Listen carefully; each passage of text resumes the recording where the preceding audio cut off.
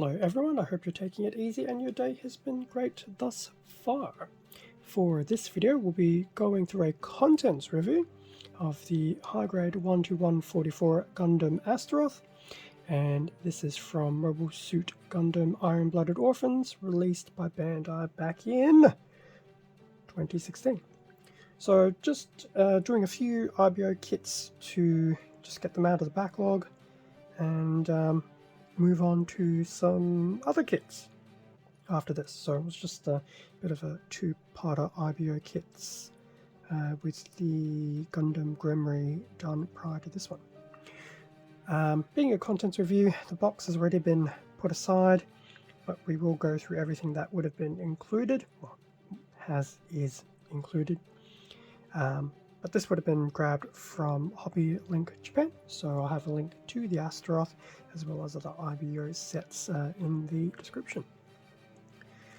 So with no box to look at, straight to the manual. Now this was obviously in a time before Bandai started switching into both Japanese and English, so that would have been the image of the front of the box, which actually does look really cool, and I do actually like some of the asymmetry with some of the design, and I do know some of the asymmetry can get more interesting in some of the versions of the Astaroth. But that's really cool with that particular asymmetry, if anything mainly in the arms. So there's the Astaroth. I believe that's, I suspect one of them is the actual pilots, and then the rest I'm not too sure, given the Astaroth was not part of the main series. So that's the front of the manual. In terms of the back of the manual, now these would have definitely been items that would have been around the side of the box. So based on the Universal Gundam frame. So here we have the Astaroth with its various armor parts being put on. Interestingly enough, it would appear that some of these parts, like the shoulder and this arm guard, are actually from two other mobile suits. Sadly, the names elude me in this situation, and I guess this is probably why I was good at switched over to English. Some of the weapons that are included, different posing, a front and back of the Astaroth, and the color guide, which looks to be your usual Gundam style colors, white, blue and red, probably dark grey and silvers, sensors and things like that. So that was the back of the manual. In terms of the parts list, so we have A, B, C, D, whichever, two ways.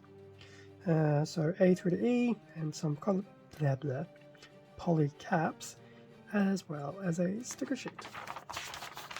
In terms of the build, pretty stock standard as always. The main body, the head, right and left arms, followed by a right leg and a left leg, and the waist.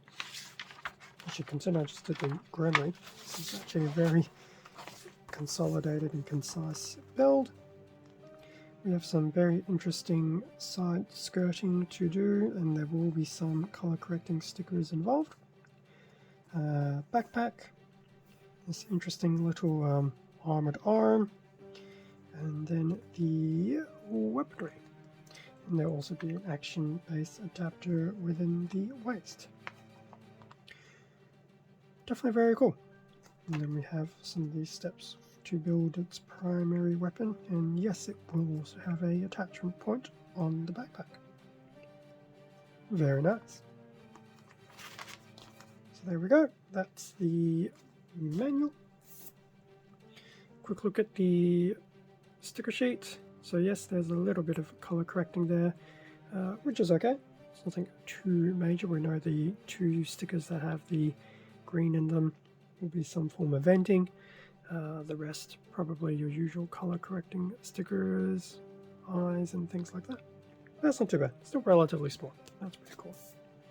Now, in terms of the runners, we do have the A1 and A2. Now in this case, A2 is not an actual real copy of A1. It does have some very distinct parts on it. And then there's A1, which will have more of the internal frames as well. Well, yes, internal frame. And this is, well, they're both what I would say are black, or some very dark color of that general description. We have a B runner in white, so I know those will be the side skirts, but we have some various armor panels and things like that. The asymmetry in the set is probably starting to become quite apparent, especially with some of these parts here, the legs and things like that. So if you're not a huge fan of asymmetrical kits, the Astaroth could very much hurt your head. So that was the B runner. We have a C runner in a very nice blue. So that'll have some feet components, arms, well, arms in the sense of armoring and things like that. That's pretty cool. C runner. Then we have the D runner. So that's probably yet again a black / very dark grey. More of the Gundam frame and some of the weaponry. That's pretty cool. So that's the D runner. E runner in red for some small bits and pieces. Those two pieces at the very bottom are going to be very annoying pieces because you'll want to try and do some lining in the inside, but yes, they're not very forgiving in terms of being able to get something in there, but see how things go. So that's E runner in red, and then lastly we have some polycaps.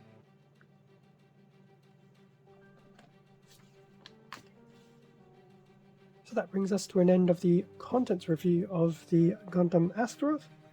So we've had a look at everything that was included in the box, and given what's on the back of the manual, you can probably take a bit of an estimation on what you would have seen around the box. As I mentioned at the beginning of the video, I'll have a link to the Astaroth and other IBO kits in the description over at Hobbylink Japan. Thank you very much for watching this video. Feel free to leave a like, comment, subscribe if you enjoyed the content. All of this does help support the channel, and I do greatly appreciate it. Extra content can also be found on my Instagram account, link below. Stay safe and take care, and I will catch you all in the next video. See ya.